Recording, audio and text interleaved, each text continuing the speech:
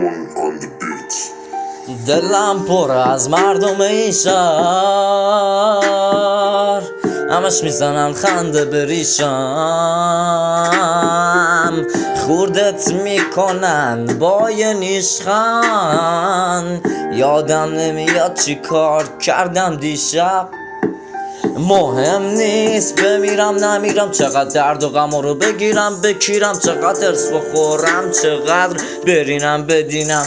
دورم پر مار افتی، نمونده واسم حرفی، فقط برام مونده یه حس منفی که اونم میخواد بهم بفهمونه. هرکی عاشقم شد فقط بوده واسه تفریح، خودمو از قبل آماده کردم واسه تنبیه،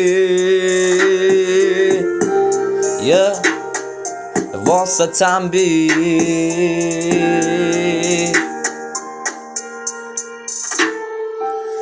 چقدر بد شدن با من، چه حس بدیه واسه هیچ کس مهم نی حالم، بازم زخمیه بالم، چرا نمیرسه به خدا حرفامو نالم.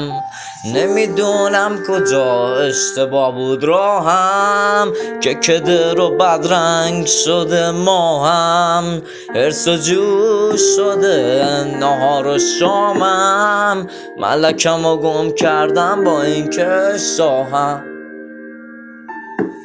هی میره از یادم هفته، خنده از لبم خیلی وقت رفته.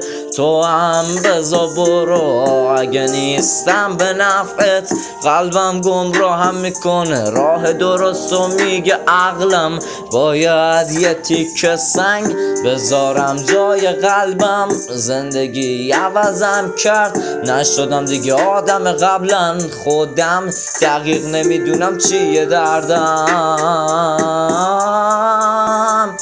نمیدونم چیه دردم. لش و خسته افتاده یک گوشه تنم، هیچی به مال نمیده، از همه چی میاد بدم، باید به کارم ادامه بدم، واقع قید همه چی رو زدم. ته هر داستانی اونی که مقصر منم، ته هر داستانی اونی که مقصر منم.